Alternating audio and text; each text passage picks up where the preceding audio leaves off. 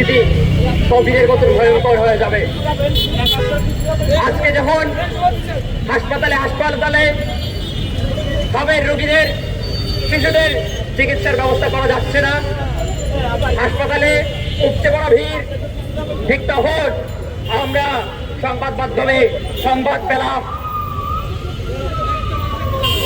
সরকারের তরফ থেকে, স্বাস্থ্য মন্ত্রণালয়ের তরফ থেকে ঢাকা বিশ্ববিদ্যালয়ের কেন্দ্রীয় খেলার মাঠকে অস্থায়ী ইমার্জেন্সি কেন্দ্র করার জন্য, রোগ নিরাময়ের কেন্দ্র করার জন্য প্রচেষ্টা করা হয়েছিল।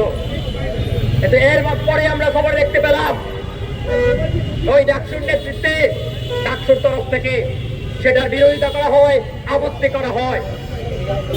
আপনারা যারা এখানে আছেন, যারা সংবাদকর্মী আছেন, যারা ছাত্র নেতারা আছেন এবং এই বিশ্ববিদ্যালয়ের ছাত্ররা আছেন, তারা দেখবেন বিশ্ববিদ্যালয়ের কেন্দ্রীয় খেলার মাঠে 2 দিন পরে পরে বিভিন্ন প্রতিষ্ঠানের খেলা আয়োজন করা হয়, ভাড়া দেওয়া হয় বিশ্ববিদ্যালয়ের মাঠকে।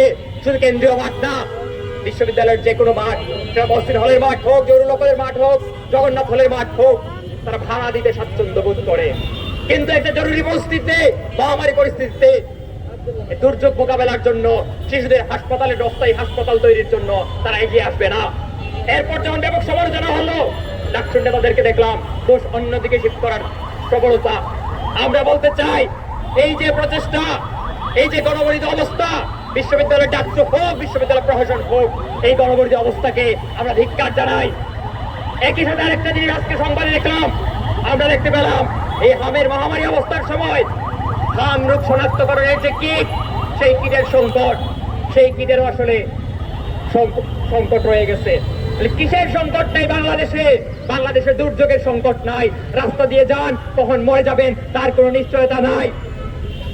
আমরা সরকারকে বলতে চাই, আপনারা অবিলম্বে এগুলোর বিরুদ্ধে ব্যবস্থা গ্রহণ করুন। এই হামকে যারা মহামারী আকার ছড়িয়ে দেওয়ার ক্ষেত্রে ভূমিকা পালন করেছে, তাদেরকে ছাড় দিবেন না। তাদেরকে যদি ছাড় দেন, আপনারা জনগণের কাছ থেকে ছাড় পাবেন না। এই পর্যায়ে